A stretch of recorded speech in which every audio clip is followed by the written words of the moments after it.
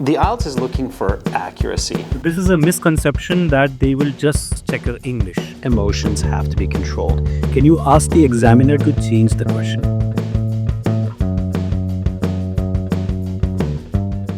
Okay, so I will ask both of you the same questions for the IELTS exam. And after you have given your answers, I'll give you a little bit of feedback and let you know who's doing a better job and why. How does that sound? Sounds good. Sounds interesting. Let's start with part one. Let's talk about your city. Ladies first, we'll go with Alsaba. What city do you live in? I live in Vancouver. It's a beautiful city on the west coast of Canada. It has mountains, beaches, colored lakes, forest. I don't know. Whatever you want, it's there. Nature is bountiful there. Yash, what city do you live in? I live in this city called Vancouver, also known as Raincouver, because it rains a lot there. But we get 200 plus days of sunshine. And whenever it's sunny outside, the people are all out and about. And you can explore mountains, rivers, lakes, parks, restaurants, cafes, and so many more places. So it's a lovely city to be in. Let me give you a little bit of feedback.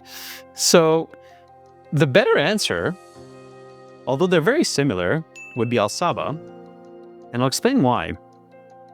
Her answer was more accurate to the question. So the IELTS is looking for accuracy, and we as humans, we tend to overspeak and go off topic. I wasn't really asking about the climate, and I wasn't asking about so much the natural beauty of Vancouver, but just what city do you live in? And one of the best ways to describe that is location. So they're both very great answers. They're clear. So I think, Yashi would probably get about a 7.5 for that. And Alsaba, you would get an 8 for that. Simply what made Alsaba's better is she said it's on the west coast of Canada. And just that positioning of, what city do you live in? I live in Vancouver, which is a city on the west coast of Canada, the largest city in British Columbia. That would be about the perfect answer. So you don't want to overspeak and you want to just tell what the city is. All right, I got it. Next question. What do you like most about your city? This is to you, Yash. What I like the temperature of the city the most, the weather of the city.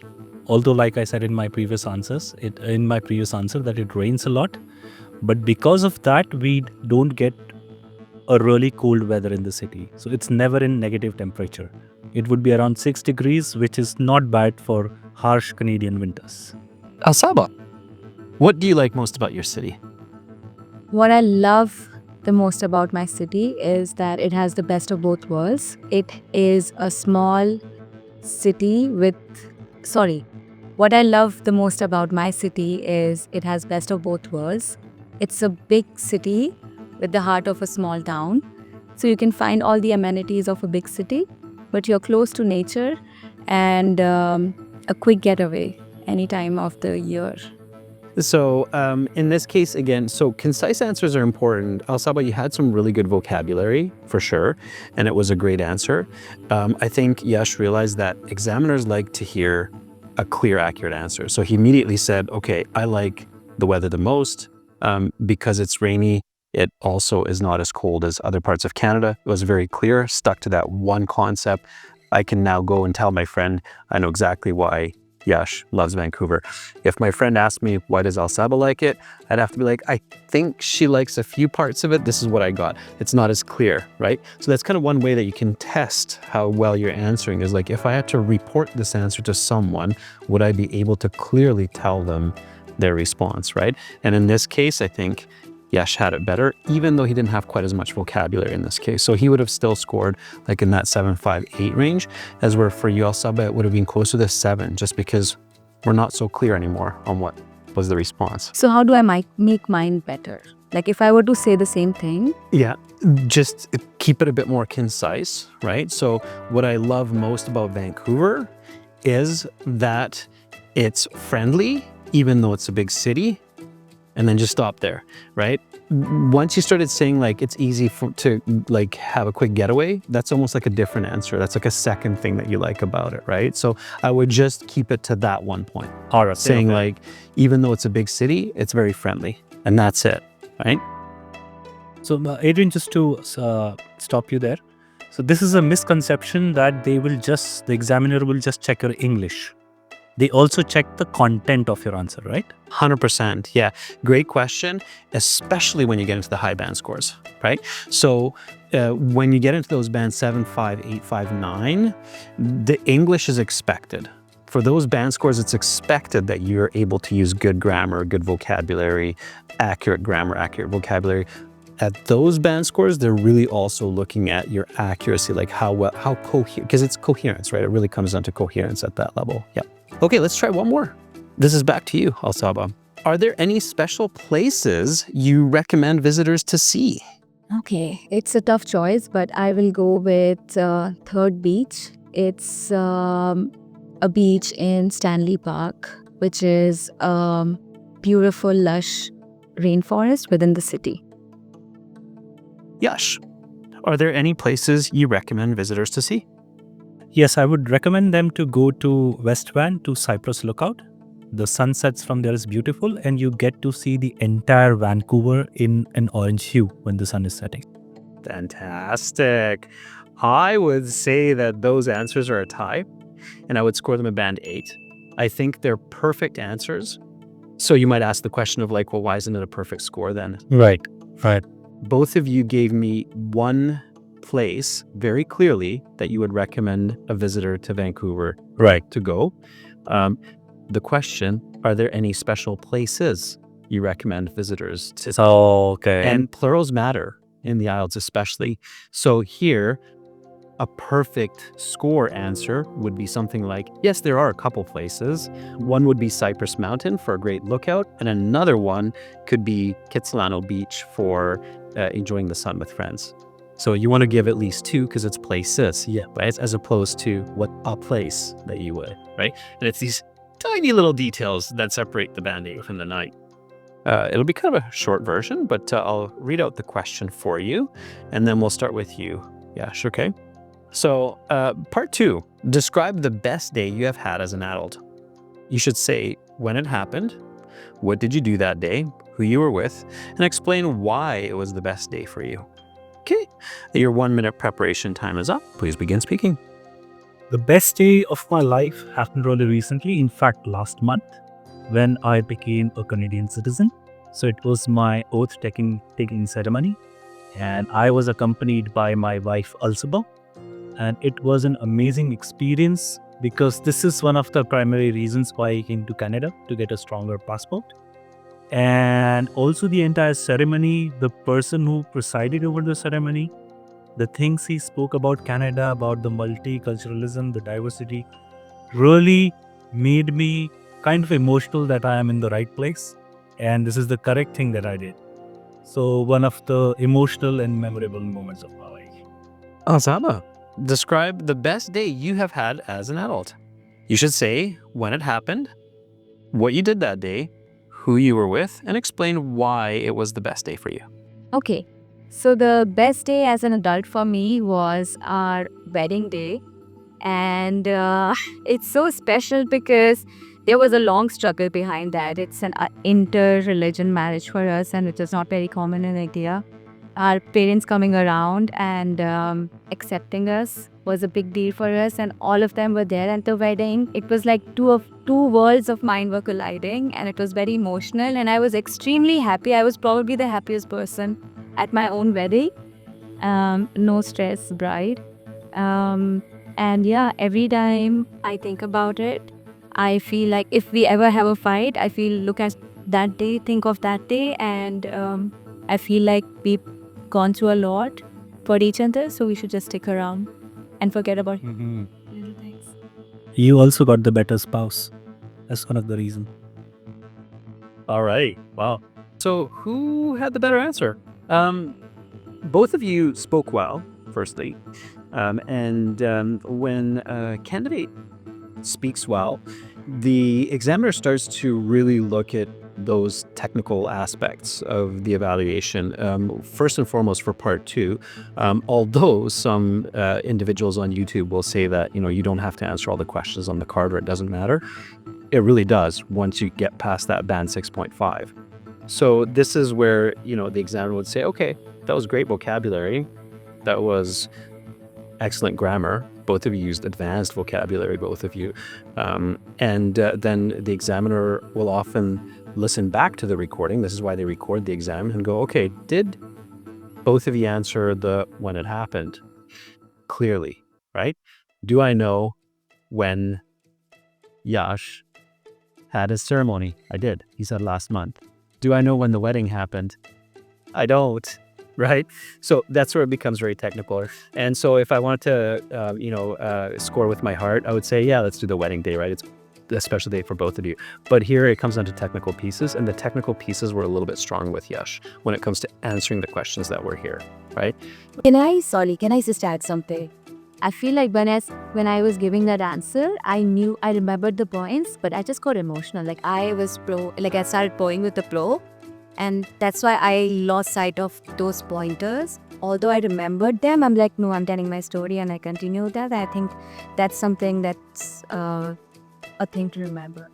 100%, and I've actually said that in lessons quite a bit, that in the IELTS exam, emotions have to be controlled. It's not about the examiner if they're smiling at you or looking grumpy because they had a bad coffee that day. You don't want to get emotionally involved in questions. Some questions can be triggers. The examiners don't know every candidate's life history, and if that question is a trigger, you just have to control yourself and stick to strategy, right? Because yes, emotions will often lead us astray and will lead to ineffective communication, right? That's why in high-level communication, like in business meetings or presentations, we really try to control our emotions. Sadri, I have 2 questions if I can interrupt you. One is, suppose I'm answering a question and halfway through, I want to change that answer or I want to start again. Is that okay to do? Absolutely. So it's better to stop yourself and, as in good conversation, address the problem and say, let me start that again, or I'd like to change what I'm saying, right? I'd like to be a little bit clearer. Right. It's better to do that and restart and clarify yourself than to stay the course and keep going off track and making less and less sense. So yeah, that is, yeah. If you feel that you're going off track, stop yourself and readjust. And question 2, can you ask the examiner to change the question? No, you cannot. The examiner is stuck with the set of questions that they're asking. Okay, let's try a part 3. We'll try a couple part 3 questions. Okay, so we'll continue talking about positive memories. Okay, this one's coming back to you, Alsaba. Why are positive memories important for people?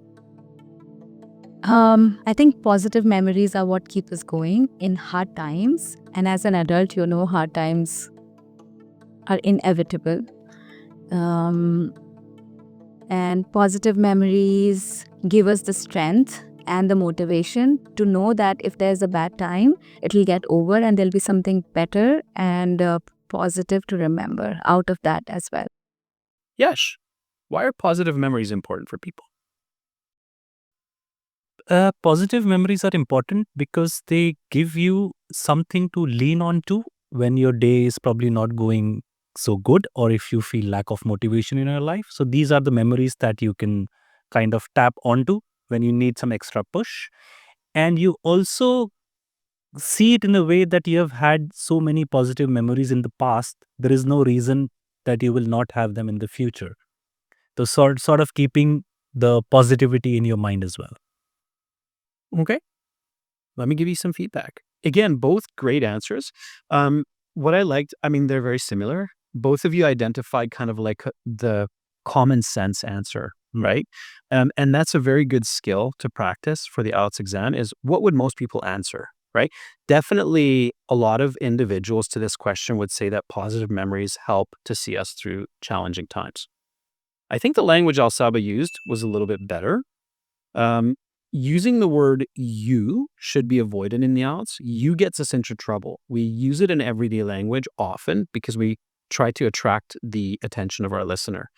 At the same time, though, it's inaccurate because often we're not talking about our listener. We're talking about people in general. So it's better to replace the word you with people and individuals. Like when people have positive memories, they tend to, rather than when you have positive memories, you tend to, right? What if I've had a horrible life and I'm like, I don't have any positive memories. It's all been bad, right? So we want to, especially in part 3, we want to generalize the answers by using words like individuals, people, and other pronouns and nouns that replace you. Also, one tip for both of you and for everybody watching, don't forget examples. Examples are a great way to avoid trapping oneself in a loop, like what Alsaba did, where she kind of just repeated the same idea again at the end. And you want to minimize that in IELTS. So rather than repeating the same answer over again, you want to just say, my memory of leaving India that I had just spoken about in part 2, and going to Tanzania is what I think about when I've caught the flu and I'm laying in bed. And I know that those days will come again. So that's the kind of answer that really pushes those high band scores. Yeah, should we do it again? We'll do one more question. All right. How do photos and videos help people remember special moments? Yash. Photos and videos they make it easy for you to remember your special moments because it's there in photos and videos. Once you see them, you relive them. For example, I keep on seeing my day when I received the citizenship, and I can see the happiness on my face and once I took the certificate. So yeah, I mean, it's also there in my memory, but when I see it in a video form, it just refreshes it, like this is what happened. I'm not missing anything in terms of remembering it. So yeah. Alsaba, how do photos and videos help people remember special moments? I want to say photos and videos capture a moment in time. And when you think of your memories, they take you back to that moment. And that's why we capture all these moments on our social media and share them so often. It's as much as for others as it is for us, because it does not just capture a place, but it also captures a feeling that we were feeling at that moment, and just takes us back in that time, right? Time and place. Awesome. And if anybody wants to check out a lot of those special moments that Yash and Alsaba have shared together, you can check that out on Instagram with looking up Stand and how, yes. Stand and How. Yeah. All right. Both great answers. Again, really hard job for me to decide here which one was actually better. Yash really picked up quickly on the example part. And for that, I'm going to give him the point because he included that example. And I want to end on that note that examples are important. The most basic and effective strategy for anybody for the IELTS speaking section is keep thinking. Answer, explanation, example, right? Those 3, that's the magic. Yeah. Right? Master that combination and you're going to do well. And examples, like none of these have to be factual, right? You could just cook Absolutely up stories. not. Yeah, they can be completely made up. And you don't need to say for example. Just say the example. When it's a clear example, it makes sense. Okay. So who wins? Who wins? I think Alsaba won by a point, if my math is right. I gave it to her. It'll boost your confidence and morale. So. Yeah, thank you so much. I will keep this memory alive with the picture, right? Of me winning. Thank you both. Thanks so much. Thank you. Did you enjoy this unique IELTS speaking interview? Make sure to subscribe to our channel. For lots more videos, original practice exams, a fully interactive course, live speaking classes, and an app for your phone, visit and join our premium IELTS package at aehelp.com. It's a one-time payment for lifetime access, and you can use the code TOGETHER9. Click the link in the video description below. We are an IDP affiliate, a British Council partner, an IELTS test registration center, and I'm a certified British Council agent. We help thousands of students every month succeed on their exams to study and work abroad. Begin learning for success today. Join now. Subscribe to our channel Click over here, watch another video, click right up here, and click our IELTS Hero to join our premium package and get access to all of our videos, practice exams, and a fully interactive course.